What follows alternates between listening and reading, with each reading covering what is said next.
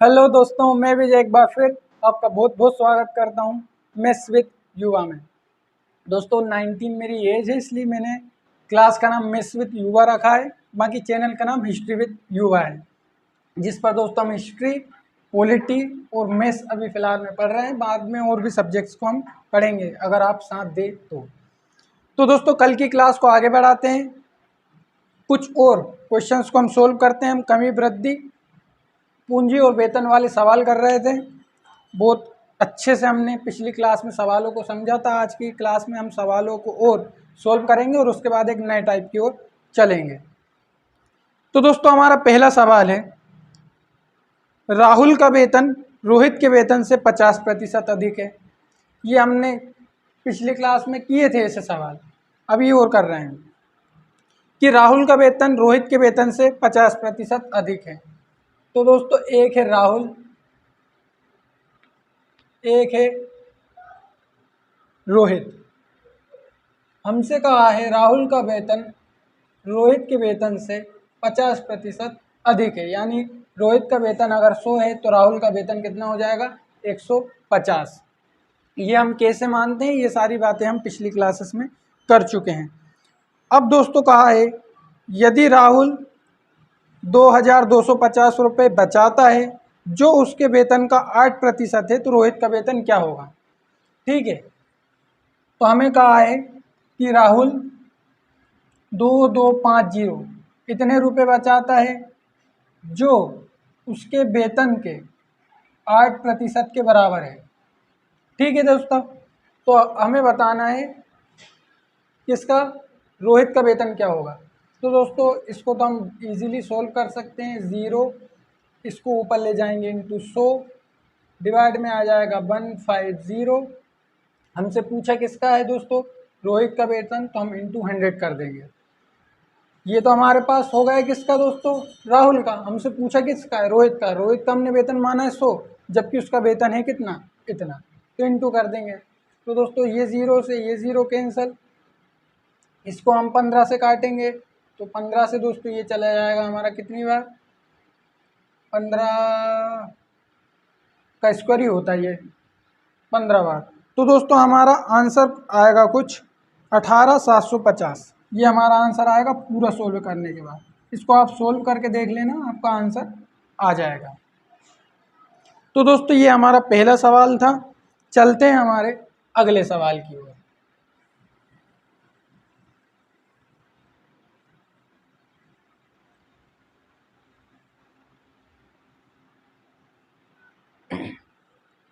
दोस्तों हमारा अगला सवाल है, एक व्यक्ति अपनी संपत्ति का 30% भाग एक धर्मदाय संस्था को दान देता है।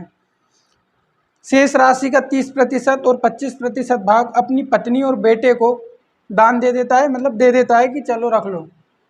बाकी धनराशि वे अपनी 3 बेटियों के बीच समान रूप से विभाजित कर देता है और एक बेटी के पास 42 लाख रुपए आता है। आदमी की कुल आय बताना है। दोस्तों पहले आप क्वेश्चंस को अच्छे से पढ़ें, जब तक मैं ये हटा देता हूँ।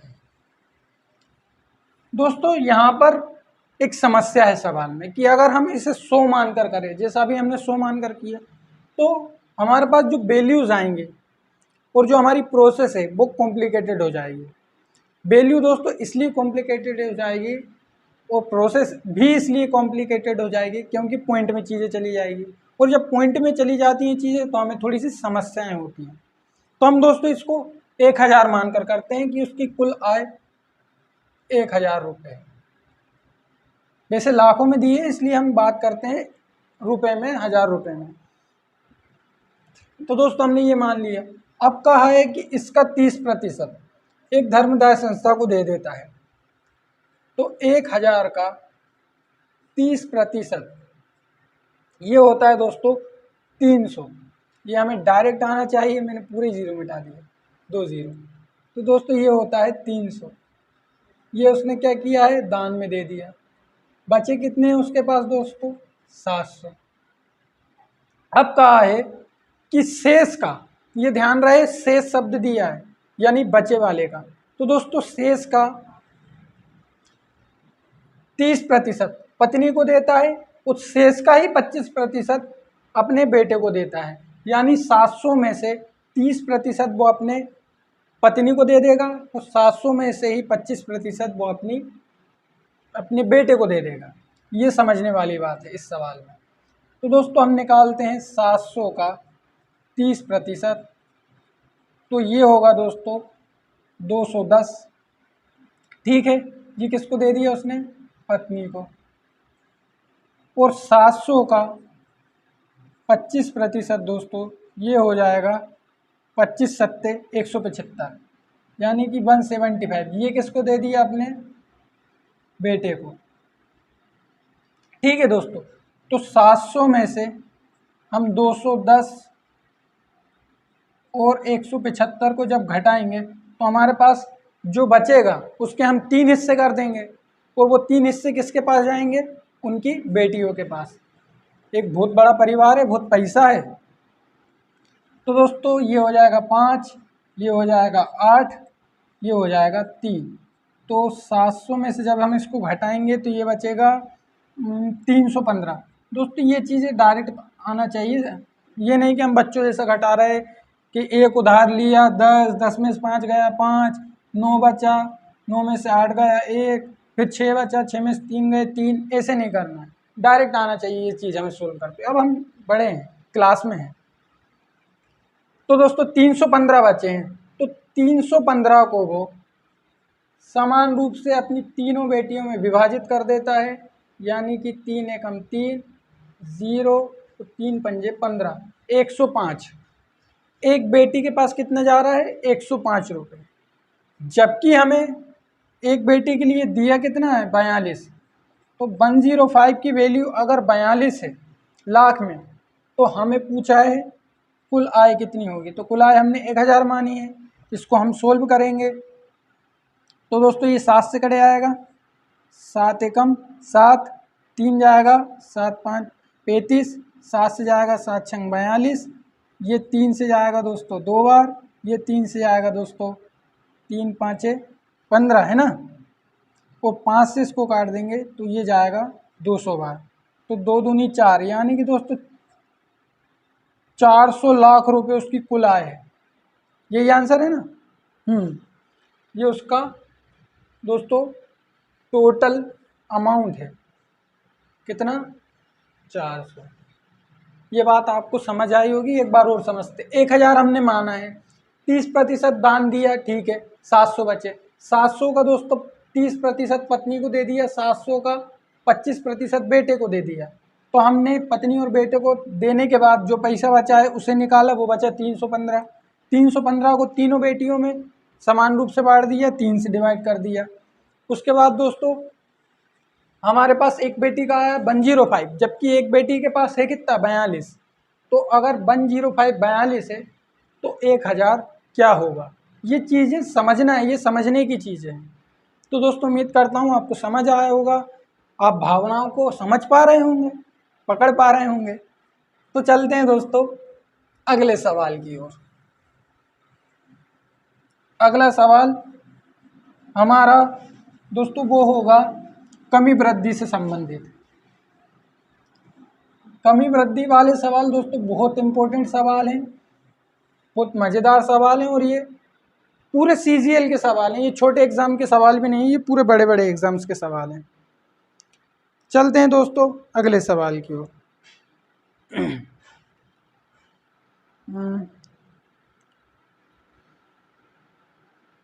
तो दोस्तों अब हमारा सवाल ये कमी वृद्धि से संबंधित है। सवाल सुने। एक मेज के मूल्य में प्रत्येक वर्ष 20% का ह्रास होता है। एक मेज है यानी टेबल, उसकी कीमत में, उसके प्राइस में हर साल 20% का ह्रास होता है, यानी कि डिक्रीज होता है उसका मूल्य 20%। तो 2 वर्ष बाद मेज का मूल्य 32,000 रुपये होगा, तो मेज का वर्तमान मूल्य बताइए। ये पिछली क्लास से संबंधित सवाल है, कोई एक्स्ट्रा नहीं है। तो दोस्तों आप इसको करने की कोशिश करें पोस्ट करके, और नहीं तो फिर हम करेंगे ही। चलिए दोस्तों करते हैं। एक मेज के मूल्य में प्रत्येक वर्ष 20% की हानि होती है। 20%। दोस्तों सारा खेल इसका है, बाकी तो चलता है। 20% की दोस्तों फ्रैक्शन वैल्यू क्या होती है, ये आपको बताना है। 20% की फ्रैक्शन वैल्यू होती है दोस्तों 1/5।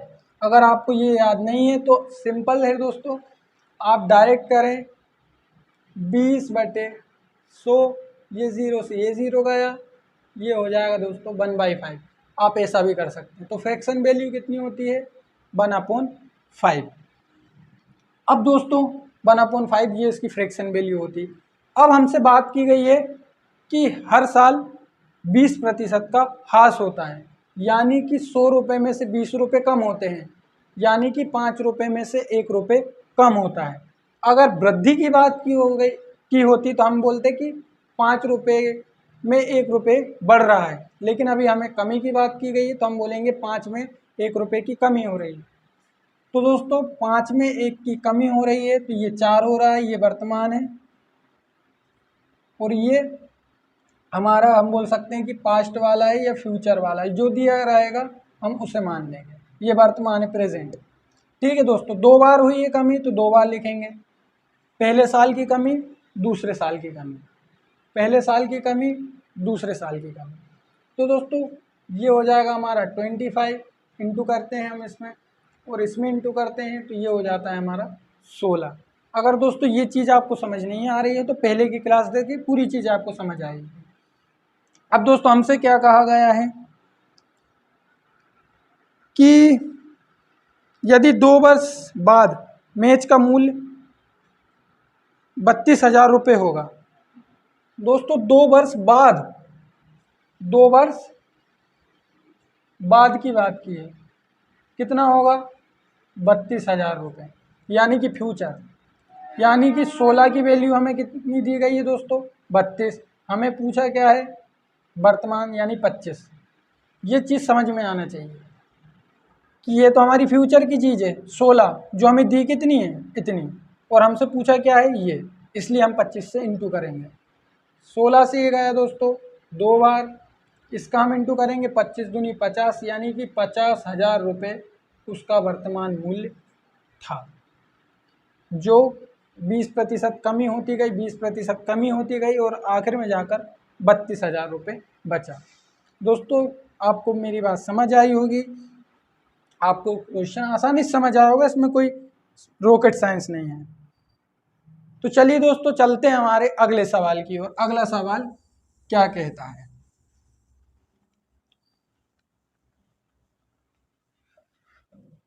दोस्तों हमारा अगला सवाल है, एक शहर में पेड़ों की संख्या, एक शहर में पेड़ों की संख्या 17,640 है।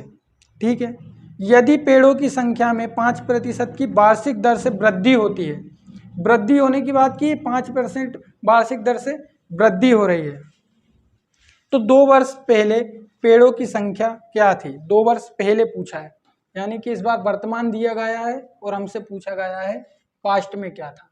तो दोस्तों हम लिखेंगे कि 5% की क्या हो रही है, कमी हो रही है, कमी हो रही है ना, 5% की वृद्धि हो रही है दोस्तों, क्षमा करें वृद्धि हो रही है। तो 5% की फ्रैक्शन वैल्यू होती है 1/20, वृद्धि हो रही यानी कि 20 था 21, 20 था 21 हो गया, 2 साल हुआ, ये पहले साल, ये दूसरे साल। अब दोस्तों हमें क्या कहा गया है कि 17,640 ये पेड़ों की संख्या में 5% की वृद्धि हुई है 2 वर्ष पहले। तो दोस्तों 2 वर्ष पहले पेड़ों की संख्या क्या थी। अब ये समझने वाली बात है, यहाँ पर थोड़ा सा हमें घुमाया गया। कैसे घुमाया गया कि दोस्तों वर्तमान इसमें क्या है, वर्तमान इसमें क्या है हमारे पास, आप सोचे इसमें कि 2 वर्ष पहले पेड़ों की संख्या कितनी दी गई है, हमें दी गई है 17,640। यदि पेड़ों की संख्या में 5% की वृद्धि हुई है, तो दोस्तों अब हमें यहाँ पर थोड़ा सा घुमाया गया है। ये है हमारा दोस्तों 2 वर्ष पहले वाला आंकड़ा, और ये है हमारे वर्तमान वाला आंकड़ा। इसमें क्या है दोस्तों, ये समझें कि 17,640 ये हमें दिया गया है, ठीक है। और ये वैल्यू है दोस्तों हमारी पास्ट वाली, और ये है हमारी दोस्तों वर्तमान वाली। हम क्या करते हैं यहाँ पर गलती कि हम इसको रख देते हैं, क्योंकि 2 वर्ष पहले क्या है हमारा ये है और ये हमारा वर्तमान है। तो हम सोचते हैं कि 2 वर्ष पहले का बोला है तो 2 वर्ष पहले जाएंगे तो इसकी वैल्यू निकालनी है और ये हमें दिया है। नहीं दोस्तों, गलत है। ये हमको ये दिया है पास्ट वाला, और 2 वर्ष पहले जो चीज़ है वो क्या है, इतनी है। आप मेरी बात समझ पा रहे हैं? फिर से समझे। 5% की वार्षिक वृद्धि से पेड़ों की संख्या बढ़ रही है, ठीक है। तो ये हमारे पास हमारे ये पास्ट होता है, ये वर्तमान होता है। अब दोस्तों यहाँ पर समझने वाली बात ये रहती है कि 2 वर्ष पहले का पूछ रहा है, तो ये वाली वैल्यू दी गई है हमारे पास। ये नहीं कि हम इसको 2 वर्ष पहले मान के इसको फाइंड करें। हमारे पास ये वैल्यू दी गई है जो 17,640 है, और हमको निकालना ये है। ये उस समय की वर्तमान की बात हो रही है, आज के वर्तमान की बात नहीं, उस समय के वर्तमान की बात। तो दोस्तों जब हम 17,640 में 21 कस कर यानी कि 441 यही होता ना, इसका इंटू करेंगे, इससे डिवाइड करके 400 का इंटू करेंगे। तो अब हम इसको जब दोस्तों काटेंगे तो ये कितना हो जाएगा, इसको हम काटेंगे, ये हो जाएगा दोस्तों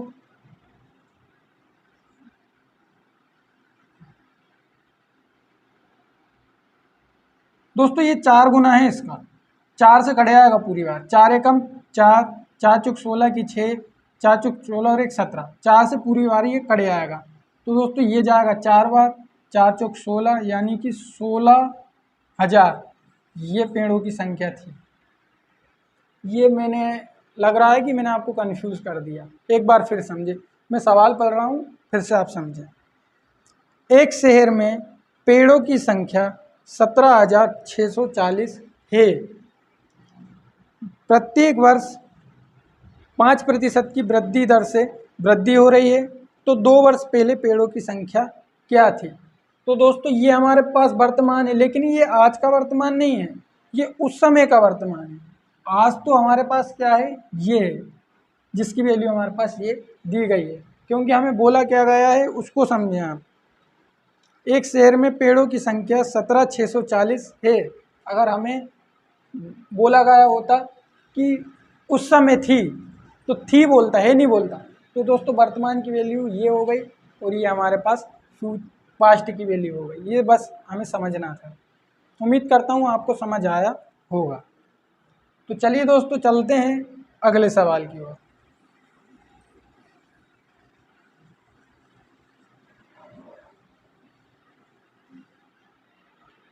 अब दोस्तों हमारा अगला सवाल है, एक मोटरसाइकिल के मूल्य में प्रत्येक वर्ष 10% का ह्रास होता है। यदि 3 वर्ष बाद मोटरसाइकिल का मूल्य 36,450 रुपये होगा तो मोटरसाइकिल का वर्तमान मूल्य क्या था? ये तो सिंपल है, ये तो हम आसानी से कर सकते हैं। क्या कहा गया है? 10% का ह्रास होता है। तो 10% की फ्रैक्शन वैल्यू होती है दोस्तों 1/10। 10 का ह्रास होता है, तो 10 था 9 हो गया, 10 पर 1 की कमी, 10 था 9 हो गया, 10 था 9 हो गया। ऐसे कितने साल हुआ है? 3 साल। तो ये हो जाएगा दोस्तों हमारा 1,000, ये हो जाएगा दोस्तों हमारा 729। अब हमें क्या दिया गया है? 36,450 रुपये होगा, यानी कि 729 की वैल्यू अगर 36,450 हो जाए तो 1,000 की वैल्यू क्या होगी? अब दोस्तों इसको सोल्व करने के लिए हम क्या कर सकते हैं? बहुत बड़ा नंबर है, तो दोस्तों यहाँ पर एक मेथड काम आती है कि आप इंटू करके देखें, कि दोस्तों आप इंटू करके देखें। 5 से 9 में इंटू करके देखें। 5 नाम 45, 5 आ रहा है, ठीक है, बचा 4, 5 दूनी 10 और 4 14 आ रहा है, 5 7 35 और 1 36, यानी कि दोस्तों ये 5 से पूरी बार कड़े आएगा। तो 50 का इंटू 1,000 में होगा, तो दोस्तों ये आंसर हो जाएगा हमारा 50,000 रुपये। ये हमारा वर्तमान मूल्य है। ये तो सिंपल सा सवाल था। अब चलते हैं दोस्तों अगले सवाल की ओर। ये वाले सवाल तो बहुत इजी है, ये तो आसानी से आपको समझ आ जाता है। जो पहले वाला सवाल था वो था थोड़ा सा कॉम्प्लिकेटेड, जो मैंने आपको समझाया। अब दोस्तों हमारा अगला सवाल है, एक गाड़ी का मूल्य 15% की वार्षिक दर से कम होता है यदि उसका वर्तमान मूल्य 4,33,500 रुपये है तो 2 वर्ष पूर्व गाड़ी का मूल्य क्या था। अब 2 वर्ष पूर्व गाड़ी का मूल्य क्या था ये पूछ रहे हैं। तो दोस्तों क्या बोला है, एक गाड़ी का मूल्य 15%, तो 15% की फ्रैक्शन वैल्यू क्या होती है, तो हम इसको डायरेक्ट 15/1000 लिख देंगे। 5 से काटेंगे 3 बार जाएगा, 5 से काटेंगे ये जाएगा 20 बार। तो यानी कि दोस्तों 20 में 3 की कमी, 20 में 3 की कमी यानी 17, 20 में 3 की कमी यानी कि 17। अब दोस्तों हमें दिया गया है कि उसका वर्तमान मूल्य 4,33,500 रुपये है, 4,33,500 रुपये है। अब दोस्तों इस सवाल में भी थोड़ी सी गड़बड़ी है कि हमसे पूछा क्या है, वर्तमान मूल्य, और हमें दिया क्या है, ये वाला मूल्य। ये कैसे दिया है, सवाल को अच्छे से पढ़ें, जब सवाल को अच्छे से पढ़ेंगे तो समझ में आएगा। 15% की वार्षिक दर से कम होता है, उसका वर्तमान मूल्य इतना है। ये दोस्तों 2 वर्ष पहले वाला वर्तमान मूल्य है, ये आज का वर्तमान मूल्य है, यानी कि ये अब हमारे पास प्रेजेंट हो गया, ये हमारे पास पास्ट हो गया। आपको बात समझ आ रही है, ये 2 साल पहले वाला वर्तमान मूल्य है, ये आज वाला वर्तमान मूल्य है, यानी कि ये हमारे पास रियल में प्रेजेंट है और ये हमारे पास पास्ट है, यानी कि 17 × 17 ये आज की वैल्यू है, तो 2 साल पहले यानी कि 400, इसकी वैल्यू क्या होगी। अब दोस्तों इसको हमें सोल्व करना है, तो इसको जब आप सोल्व करेंगे तो इसका आंसर आएगा आपके पास 6 लाख रुपए। इसको भी सोल्व करने के लिए आप एक ट्रिक लगा सकते हैं कि 17 का स्क्वायर होता है 289।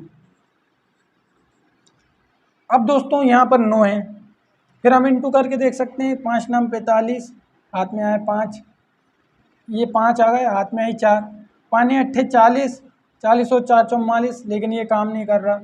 तो दोस्तों और कुछ हम ट्रिक लगाएंगे, तो और कुछ ट्रिक लगाएंगे तब हमारा ये थोड़ा सा कॉम्प्लिकेटेड कैलकुलेशन है जो सोल्व होगा। तो इसको दोस्तों जब हम काटेंगे तो ये 6 बार जाएगा, और 6 बार नहीं जाएगा, कितनी बार जाएगा, इसको काटना ही पड़ेगा पूरा। चलो दोस्तों काटते मेहनत करते हैं। इसको कितने से काट सकते हैं, हम 17 से ही काट सकते हैं। 17 से तो ये 17 बार चला जाएगा, 17 से इसको काटेंगे तो 17 दूना का 34, बचेगा इधर 9, तो 17 पंजे 85, बचेगा इधर 8, 17 पंजे 85, 17 से इसको फिर काटेंगे तो 17 एकम 17, बचेगा 8, 17 पंजे 85, 15 चौक 60, 1 2 3 4 5, हाँ यही आंसर है, 6 लाख, 6 लाख ही होगा ना, हाँ यही आंसर है।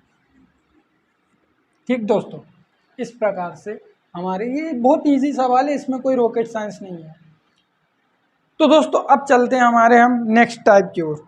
एक सवाल है, मैं ये आपको देता हूँ, आप करना है। इसको दिया गया है कि 70 लाख रुपए कीमत के फ्लैट का 20% मूल्य प्रति वर्ष ह्रास हो रहा है, मतलब कम हो रहा है, तो कितने वर्षों में उसका मूल्य घटकर 35 84 3 बार 0 रुपये हो जाएगा। इतनी बड़ी संख्या इसको कौन पढ़े, इसलिए शॉर्ट में बोल देता हूँ। ठीक दोस्तों, इसको आप करने की कोशिश करना। अब चलते हैं दोस्तों अगले टाइप की ओर। ये एक इम्पोर्टेंट टाइप है, परसेंटेज में मैंने पेपर तो दिए नहीं हैं, लेकिन कई सारे एग्ज़ाम्स में देखा है, इनको नोट किया है कि ये सवाल पूछे जाते हैं। तो दोस्तों अब हम करने वाले हैं,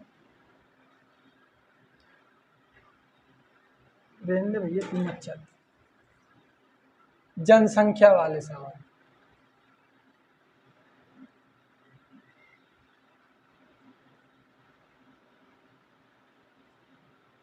अब ये हमारा अगला टाइप है, जनसंख्या वाले सवाल।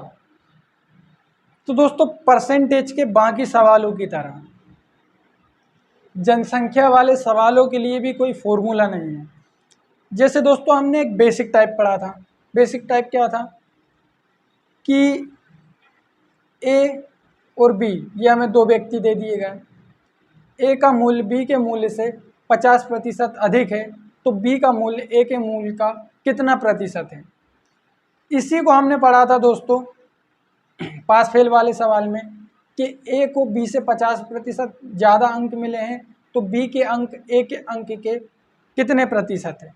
जनसंख्या में भी कुछ ऐसे ही सवाल आएंगे कि एक गांव की जनसंख्या दूसरे गांव की जनसंख्या से 50% अधिक है, तो दूसरे गांव की जनसंख्या पहले गांव की जनसंख्या से कितने प्रतिशत कम है, या कितना प्रतिशत है। इस प्रकार के सवाल पूछे जाएंगे। यानी कि जो हम पढ़ चुके हैं केवल वही चीज़ होगी, लेकिन अब यहाँ पर जनसंख्या हो जाएगा।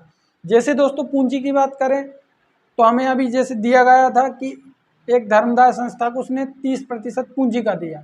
अब यहाँ पर भी यही होगा कि एक गांव की इतनी जनसंख्या थी XYZ जो भी, उसमें से 30% लोग मर गए, उसमें से 25% लोग गांव छोड़कर चले गए, शेष के 10% लोग कुएं में गिर गए। इस प्रकार के सवाल आएंगे तो बताइए टोटल जनसंख्या कितनी थी। यानी कि जो हम पढ़ चुके हैं वही सवाल पूछे जाएंगे।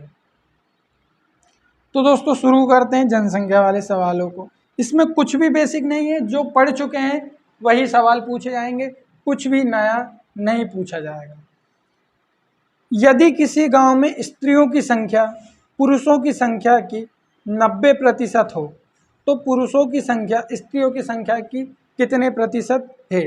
देखो दोस्तों मैंने अभी कहा था कि हमसे सवाल कैसे पूछे जाएंगे कि इतनी जनसंख्या थी ए की जो बी से 50% अधिक थी, तो बी की जनसंख्या ए की जनसंख्या की कितने प्रतिशत। ये मैंने अभी कहा, वही चीज़ हमसे पूछ ली गई कि किसी गांव में स्त्रियों की जनसंख्या यानी वुमेन्स की जनसंख्या पुरुषों की जनसंख्या की 90% है।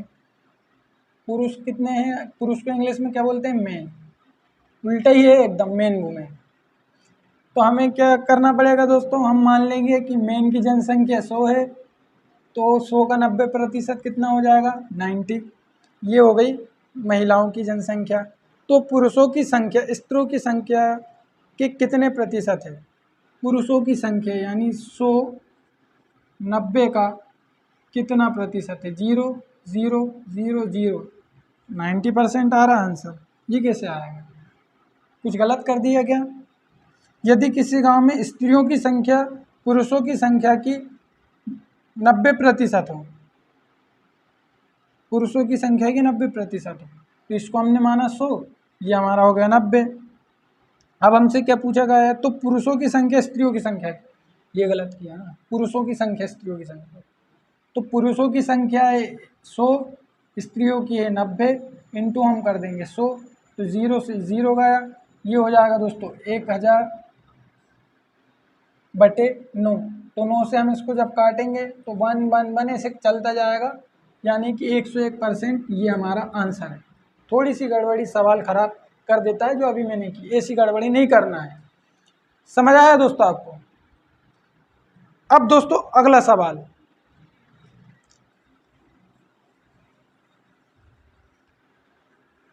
अगला सवाल अच्छा सवाल है।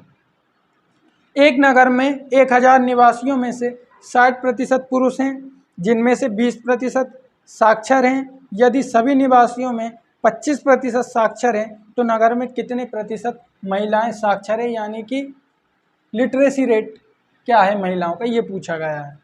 तो एक नगर में 1000 निवासी हैं, 1000 ये निवासी हैं, ठीक है। इनमें 60% पुरुष है, यानी कि इनमें से 600 कौन है दोस्तों, मेंस हैं, और 400 क्या हो जाएंगी हमारी वुमेन्स। उसके बाद क्या कहा गया है दोस्तों, यदि सभी निवासियों में 25% साक्षर हैं और पुरुषों में 20% साक्षर हैं, यानी कि 600 पुरुषों में से 20% साक्षर हैं। ये 0 ये गया 2 छंग 12, 120 पुरुषों ये साक्षर हैं, ठीक है, एक ये बात है। इसके बाद क्या कहा गया है, सभी निवासियों में 25% साक्षर है, तो सभी निवासी हैं हमारे पास 1000 में से 25% निकालना है, तो 2 0 से ये गया यानी कि 250, 250। ठीक दोस्तों, अब हमसे पूछा गया है नगर में कितने प्रतिशत महिलाएं साक्षर हैं। तो दोस्तों 120 तो हमारे पुरुष साक्षर हो गए, ठीक है, जो इसमें भी आते हैं और इसमें महिलाएं भी आती हैं। तो 120 में हम 250 में से 120 को निकाल देंगे, ये पुरुष हमने निकाल दिए, कितने 120, बचा कितना हमारे पास 0 3 1, इतना ही बचा ना 130। तो ये हमारे पास 130 कौन हो जाएंगी, वुमेन्स, जो क्या है साक्षर है, यानी पढ़ी लिखी है, यानी कि उनके पास लिटरेसी रेट है।